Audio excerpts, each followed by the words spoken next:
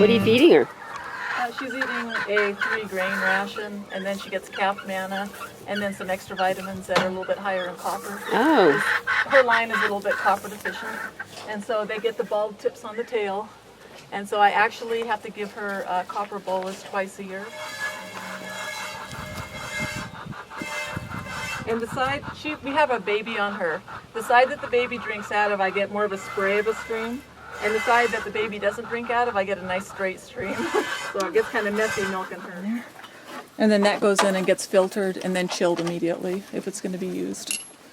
It's a horse treat that is only oats, apple, and molasses. Also, if you only get like 40 pounds of meat for every 100-pound live weight of goat. And there's a lot of people that they will breed the Boer and the Nubian crosses, and they get these really nice meat goats, which are actually really tasty. And so they use their teeth to press up against their palate to rip the stuff. And the goat's back teeth are so severely sharp that if you ever get your finger back in there, it's going to slice it up. And their teeth are made for grinding up the twigs and brush. A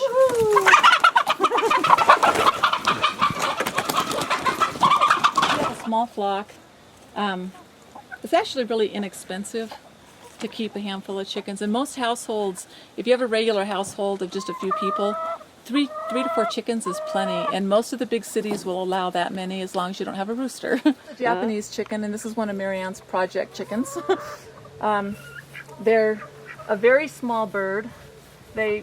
She only weighs about 18 ounces, and they have a very short leg, and they're actually a very people-orientated, friendly bird.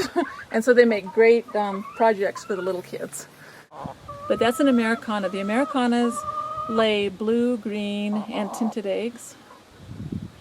And then my Wells Summers lay a dark egg, and some of them are dark eggs with speckles. She's sitting on an Americana cross egg and the Buff Brahma egg. These are gentle chickens. So, and they make the best mommies, and they will actually group raise babies. You get one hen that'll sit the whole time, and then the last couple days, the other hens join her, and then they'll raise the babies together. The biggest advice is try and have the place set up before you get the animal.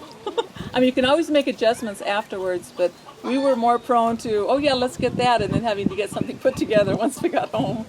But it costs just as much money to feed a bad animal as a good animal. And so our best advice is you want to buy the highest quality animal, that you can.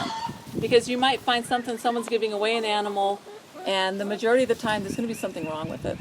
And you also want to take the time to make sure that the animal is totally healthy before you ever bring it onto your property. Goats, if you're going to be using milk goats, you do have to have a Brucellosis test on the goats.